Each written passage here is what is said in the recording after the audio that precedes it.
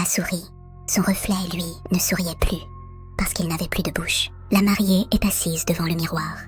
L'artiste maquilleur travaille sur son visage. Il applique du fond de teint, de la poudre, du rouge à lèvres. La mariée est fatiguée. Elle ferme les yeux 5 secondes. Quand elle les rouvre, le maquilleur a disparu. La chambre est vide. Elle se regarde dans le miroir.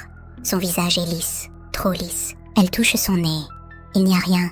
Elle touche sa bouche. Plus rien. Elle touche ses yeux. Du vide. Son visage est complètement plat. Sans nez, sans lèvres, sans sourcils, juste de la peau. Elle veut crier. Elle n'a plus de bouche. Les sons ne sortent pas. Elle panique. Elle court dans la salle de bain. Un autre miroir. Pareil. Elle n'a pas de visage. Elle sort dans le couloir de l'hôtel. Un employé la voit. Il hurle. Il recule. Il dit « Qu'est-ce qui vous est arrivé ?»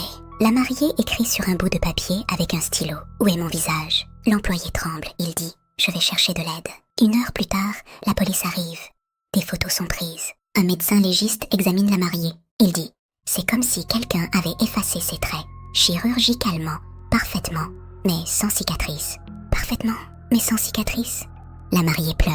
Sans yeux, les larmes coulent quand même. Sur la table de la chambre, on trouve un petit miroir à main. Dans ce miroir, quand la mariée se regarde, elle voit son visage, mais pas sur elle, sur un reflet différent. Le reflet d'une femme morte. Le visage de cette femme morte a les traits de la mariée, allongée sur une table en pierre, dans une cave, portant la même robe blanche. Les vrais, son nez, sa bouche, ses yeux, la bouche entrouverte, les lèvres rouges. La mariée veut prendre le miroir. Un flic le prend avant elle. Il regarde. Il dit « Je vois juste mon reflet. Rien d'autre. » La mariée écrit « C'est parce que vous avez votre visage. Moi, le mien est sur un cadavre. » L'enquête mène à une cave abandonnée sous l'hôtel. Sur une table en pierre, un corps, une robe blanche et un visage. Pas le sien. Celui de la mariée, parfaitement conservé. Les yeux ouverts, la bouche entrouverte, les lèvres rouges. La bouche entrouverte, les lèvres rouges. La médecine légale ne peut pas expliquer comment les traits d'une personne vivante se retrouvent sur un cadavre mort depuis 100 ans.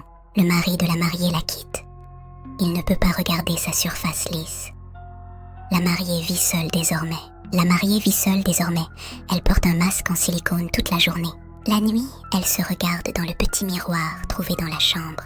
Et elle voit son vrai visage, sur la femme morte. La femme morte, elle, a commencé à bouger au bout de quelques nuits. D'abord un doigt, puis une main, puis un sourire.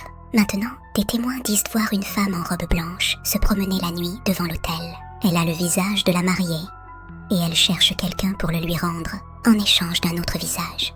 Le vôtre, par exemple.